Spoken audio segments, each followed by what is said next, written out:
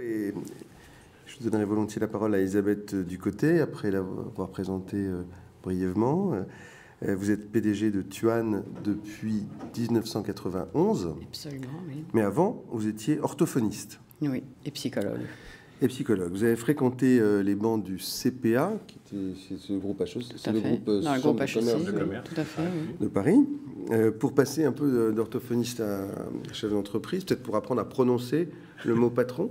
Vous êtes passé par le CPA et donc j'ai aujourd'hui Tuan, qui est une magnifique ETI, d'autant plus magnifique que vous êtes dans le textile.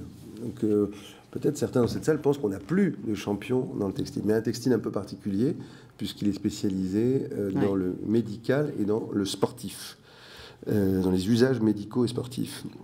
Vous représentez la 5e génération de dirigeants de Tuan. Une affaire qui est née il y a plus de 160 ans.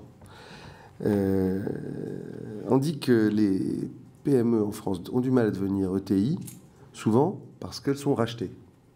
On l'a évoqué, elles sont rachetées par des grands groupes. Qu'est-ce qui fait que Tuan est resté, au terme de, pour l'instant, 5 générations, dans la famille? Vous êtes aujourd'hui, vous présidez à ses destinées. Alors, j'ai envie de dire, effectivement, bon, c'est une longue histoire, c'est une longue aventure, et c'est une aventure, d'ailleurs, qui se renouvelle de génération en génération. C'est-à-dire que quand on dit qu'une entreprise a été fondée en 1847, c'est notre cas, il ne faut absolument pas la voir comme une espèce de fondation une fois pour toutes à l'origine, et après ça, un trajet linéaire. Je veux dire, une entreprise comme la nôtre, elle n'existerait plus si elle n'avait été refondée une et même plusieurs fois chacune des générations. Et aujourd'hui, je pense que c'est peut-être d'ailleurs une des caractéristiques du monde dans lequel nous vivons aujourd'hui, c'est qu'une entreprise se refonde tous les 3 ans ou tous les 5 ans. C'est-à-dire qu'il y a vraiment une restructuration de sa base de fondement qui se fait de façon extrêmement fréquente et avec des business models qui sont évolutifs à tout moment. Bon, donc alors, effectivement, on est fruit d'une histoire, mais d'une histoire qui, aujourd'hui, s'est beaucoup accélérée et qui, en particulier, s'est traduite dans les dernières années par une internationalisation très forte. Je dirais qu'on a commencé à partir de 90-91 et que nous avons fait à marche forcée dans la mesure où nous avons pratiquement créé ou racheté une filiale chaque année et où nous avons maintenant une filiale dans chacun des pays d'Europe. Nous avons 2 fois fait une acquisition en Allemagne, où nous avons fait l'an dernier une acquisition en Californie et où nous sommes en train de créer une joint venture avec une entreprise indienne. Alors, j'ai envie de revenir sur ce que vous dites sur le textile, parce qu'effectivement, l'image du textile est une image dégradée, une image désuète, c'est une image du passé. Pas le produit, hein, non, mais l'industrie, le segment lui-même, là, c'est une image qui finalement ne correspond pas du tout à la réalité d'aujourd'hui. Et dans le fond, moi, je trouve que c'est assez intéressant de se dire que quand on ouvre les portes des usines dans lesquelles nous sommes, c'est-à-dire 4 à Saint-Étienne, une à Eyrieux dans l'Isère, 3 en Allemagne, une en Roumanie, une en Californie et une en Inde, on s'aperçoit que cette industrie-là est extrêmement moderne. Elle est résolument capitaliste, enfin, avec des moyens de capitalisation industrielle importants, avec des métiers extrêmement modernes. Et somme toute, quand on rentre chez nous, il n'y a pas une machine à coudre. Alors que les gens s'imaginent qu'ils vont trouver des rangées de machines à coudre alignées. Ce n'est pas du tout le cas chez nous. Il y a des machines à quoi alors? Il y a des machines de tricot et de tissage qui sont des machines extrêmement sophistiquées, électroniques, qui sont des machines allemandes d'ailleurs. Hélas, je dirais, ces fabrications-là ont déserté la France aujourd'hui. Donc, on est dans une industrie qui est très moderne, qui est très technique et dans laquelle il y a un brevet ou 2 brevets ou 3 brevets déposés chaque année. Par exemple, je peux vous dire, il y a 8 jours juste, j'étais à Montpellier dans un cercle de médecins mondiaux sur une pathologie extrêmement particulière dont on s'aperçoit qu'elle est absolument mondiale, qui est tous les troubles du lymphatique et qui sont des troubles extrêmement réguliers, extrêmement diffusés pour des causes... Bon.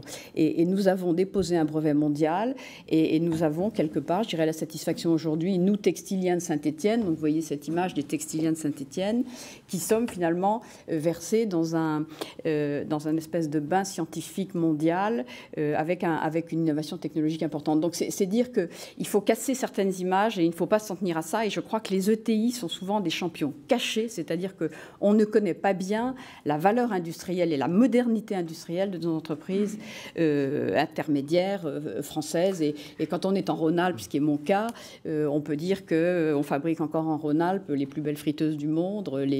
Même sans huile, presque. Presque sans huile. Ça, c'est certainement ce qui nous permet d'ailleurs ce qui permet aux fabricants de les vendre si cher, ce qui est tout à fait remarquable. Les plus beaux fauteuils de jardin du monde, etc. etc.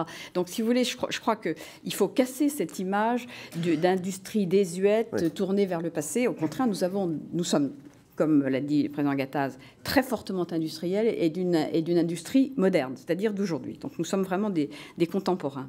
Quand vous dites champion caché, est-ce que c'est parce que les gens vous regardent trop peu, ou est-ce que ça peut être aussi une volonté de ne pas trop se montrer? Peut-être, vous avez raison, peut-être. Il y a de ça. Je pense qu'il y a effectivement une espèce de discrétion qui est un peu dans nos gènes et qui fait que nous sommes très bien reconnu, je dirais, sur le plan local, parce que nous offrons une capacité d'emploi local qui est reconnue.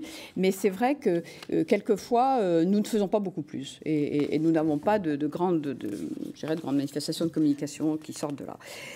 Voilà.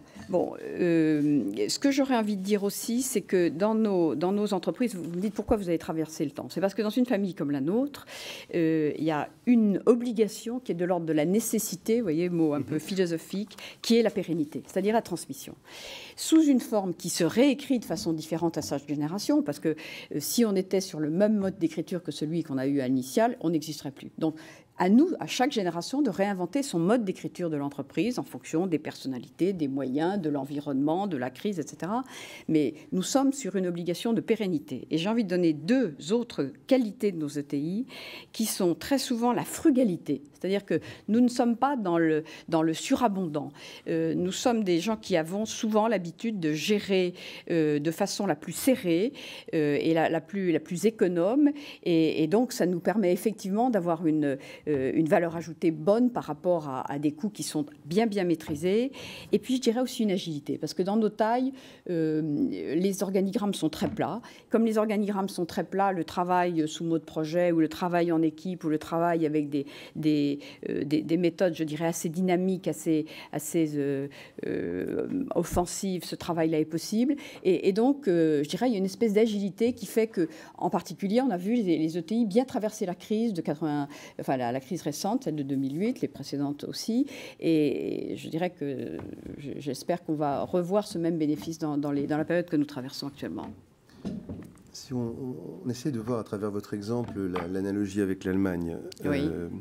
Je crois qu'il y a une phrase célèbre qui dit, une phrase allemande qui dit « heureux comme Dieu en France ».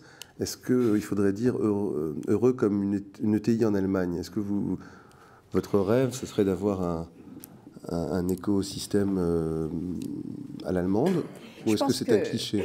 Pour les raisons qui ont été bien évoquées tout à l'heure, il y a effectivement une très belle estime dans le milieu allemand, dans le pays allemand, une très belle estime de ces ETI. Et ça, peut-être on est un petit peu en déficit de cette même estime chez nous. Je pense qu'il y a peut-être une méconnaissance, mais peut-être aussi... Mais l'estime, ça fait du chiffre d'affaires ou du résultat de l'EBITDA? Ça aide beaucoup. Oui, ça aide. L'estime, c'est une bonne chose, absolument. Je pense aussi qu'il y a un terreau, un environnement fiscal qui est totalement différent. Mes principaux concurrents, nous sommes 3 leaders en Europe. Mes principaux concurrents sont 2 Allemands, dont la structure capitalistique et dont l'histoire est à peu près la même que la nôtre. Donc je dirais qu'on a des comparaisons qui sont assez faciles en la matière. Et on voit que ces 2 Allemands que je connais bien, parce que dans des milieux comme ceux-là, qui sont des milieux de niche, on se connaît bien les uns et les autres. En Allemagne, les mêmes ETI que celles que je dirige ont passé les générations avec des droits de transmission qui sont de l'ordre de 7%. Avant les lois Dutreil, nous étions dans des droits de l'ordre de transmission de l'ordre de 30 à 40%. Je dirais la différence est là. Et donc ce terreau de la fiscalité favorable qu'ont très bien compris les Allemands et qui a été fortement relancé par le plan Schroeder en 2003-2009, Nous en avons absolument besoin ici. Nous avons besoin que les lois du travail soient bien sûr maintenues, parce que ces lois-là, elles permettent cette pérennité. Et quand on est dans un cycle industriel, on est dans des cycles longs. L'industrie, ça ne se gère pas rapidement. Et donc, cette pérennité et cette longueur, je dirais, des cycles de l'industrie, eh bien, effectivement, il faut un terreau favorable pour le faire. Merci beaucoup.